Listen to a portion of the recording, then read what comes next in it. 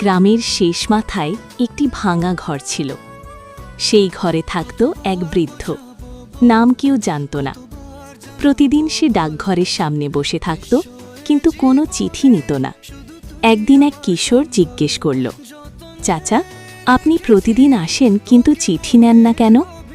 বৃদ্ধ হাসল, বলল, আমি চিঠি নিতে আসি না, চিঠি দিতে আসি।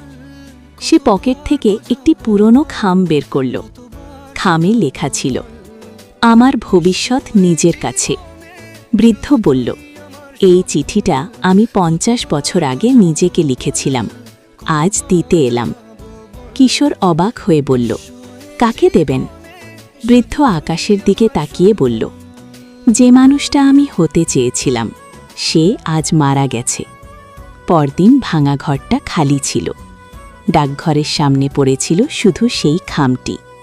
ভেতরে লেখা ছিল, সবাই লাইক সাবস্ক্রাইব করে দাও এই আইডিতে।